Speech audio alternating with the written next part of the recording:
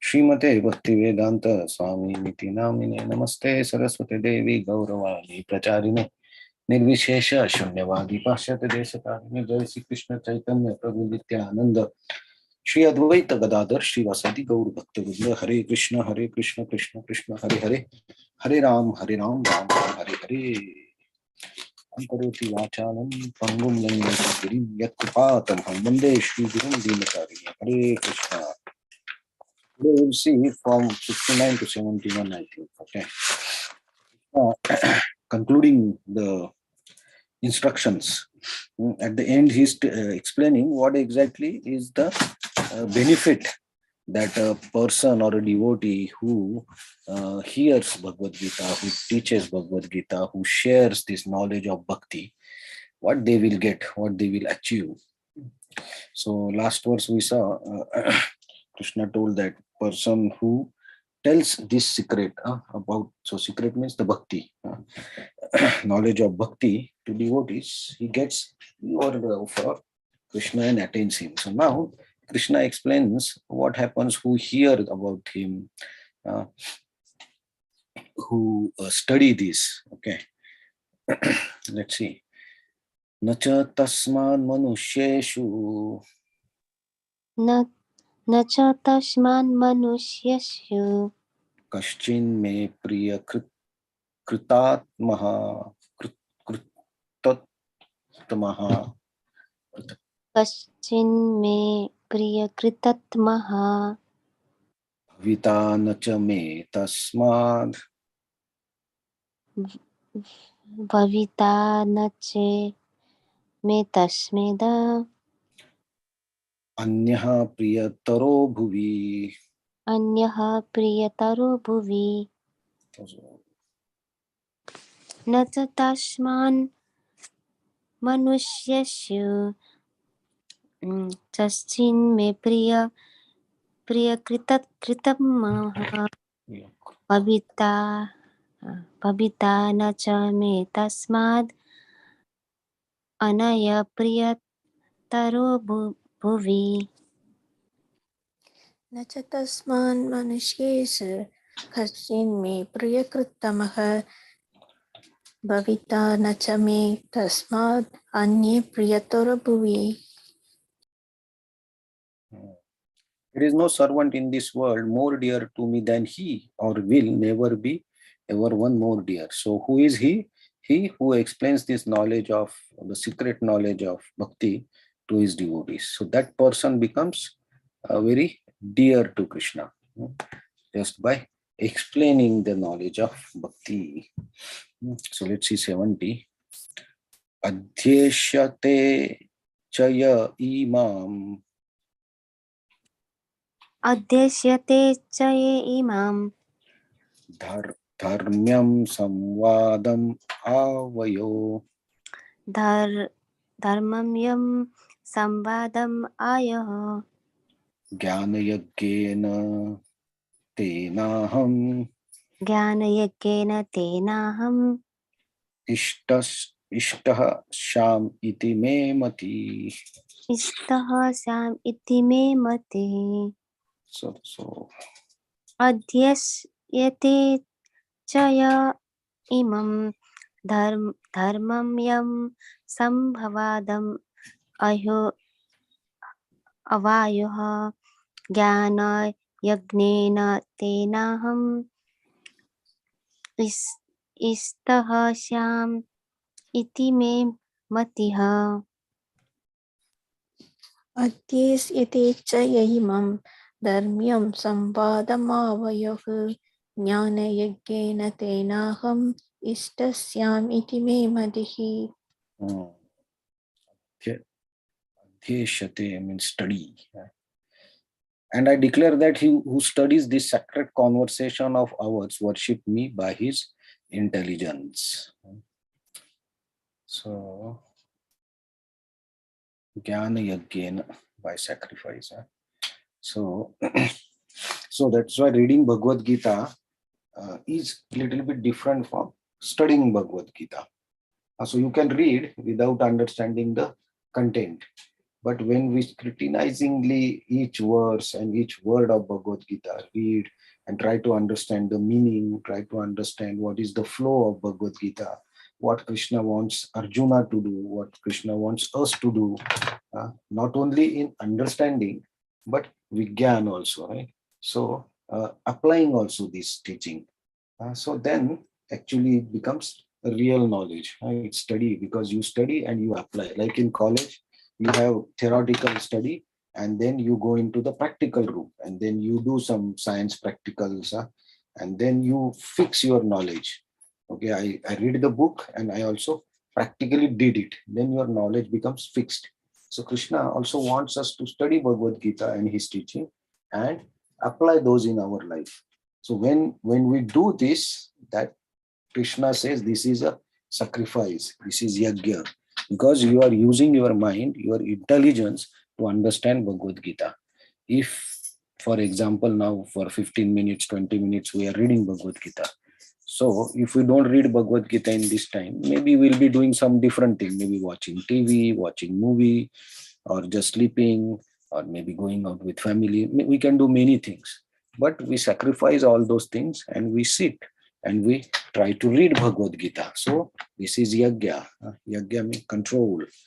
So we utilize time for studying Bhagavad Gita. So Krishna says that this is worshipping me by intelligence. So let's see one more verse today. So we have some time. 71.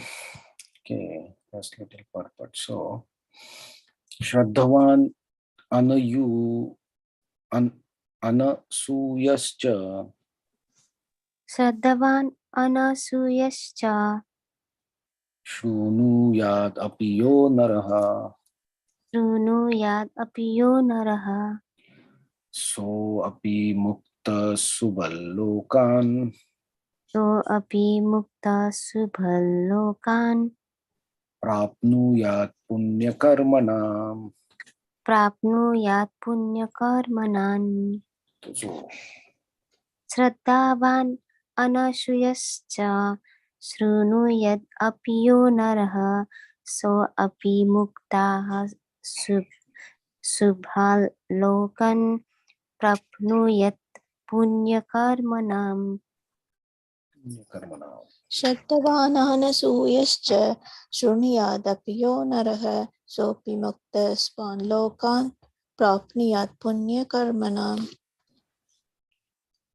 okay, and he who listens with faith and without envy becomes free from sinful reaction and attains to the auspicious planets where the pious dwell. But in the 67th verse of this chapter, the Lord explicitly forbade Gita being spoken to those who are envious of Lord. In other words, Bhagavad Gita is for devotees only. But it so happens that sometimes a devotee of the Lord will hold open class, and in that class not all the students are expected to be devotees. Why do such persons hold open class? It is explained here that although not everyone is a devotee, still there are many men who are not envious of the Krishna. They have faith in him as Supreme Personality of Godhead. In such persons, if such persons hear about from bona fide devotee about the Lord, the result is that they become at once free from all sinful reaction and after that attain to the planetary system where all righteous persons are situated. Therefore, simply by hearing Bhagavad Gita, even a person who does not try to be pure devotee attains result of righteous activities. Thus,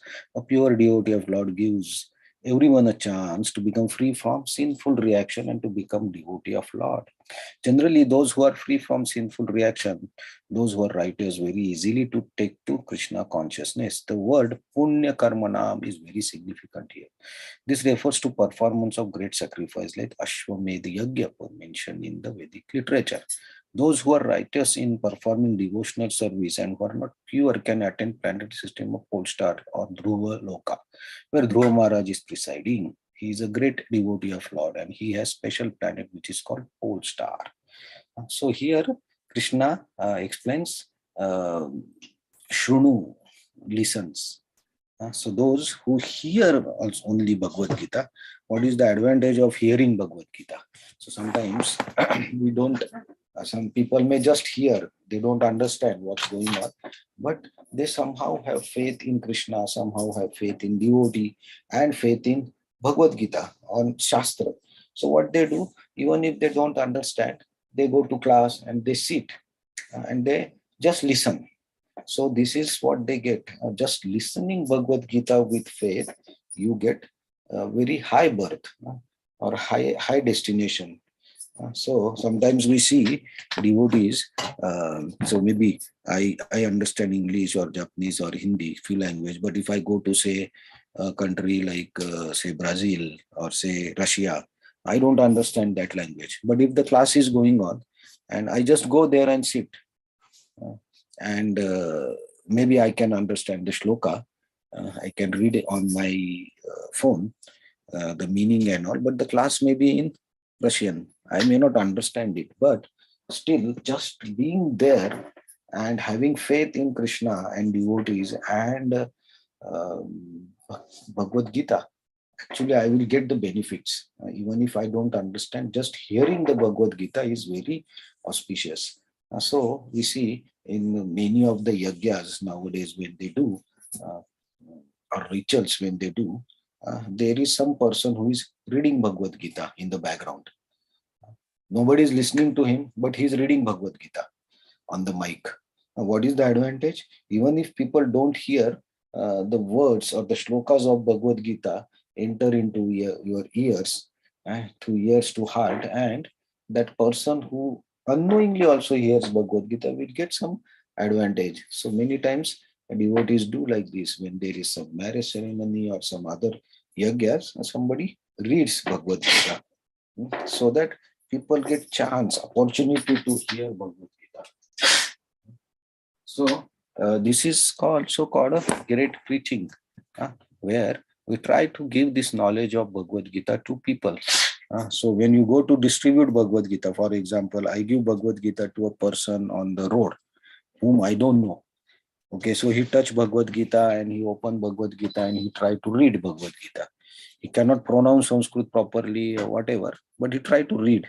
So even if that person tries to read one shloka or one word, he gets the benefit of that because he has read something from Shastra, something that is spoken by Krishna himself. So that has great advantage. So by that his spiritual life starts. So Bhagavad Gita, reading, hearing, distributing, explaining, sharing is never waste. There is a lot of higher benefits that you get from just taking shelter of Bhagavad Gita and explaining Bhagavad Gita. So here Krishna is actually encouraging everyone to take the advantage of Bhagavad Gita and attain higher destinations. Even if you don't get pure bhakti, but you will get a higher destination where the pious living beings, after doing so many pious activities, they go, which is very difficult destination from normal point of view. But just by hearing Bhagavad Gita with Shraddha is important. So in these three verses, Krishna told those who explain Bhagavad Gita what they get pure bhakti and they attain him. Those who study Bhagavad Gita, they worship him by intelligence. Those who hear Bhagavad Gita, they also get auspicious destination. So now actually Krishna will ask Arjuna to take some decision. Then Arjuna replies, and then Sanjay replies to Dhritarashtra.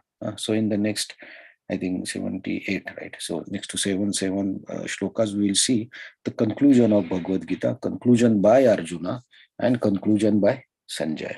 So we'll see that continue tomorrow also. Hare Krishna. Thank you very, very much for joining. So we have one more week to go. Hare Krishna. Any comments?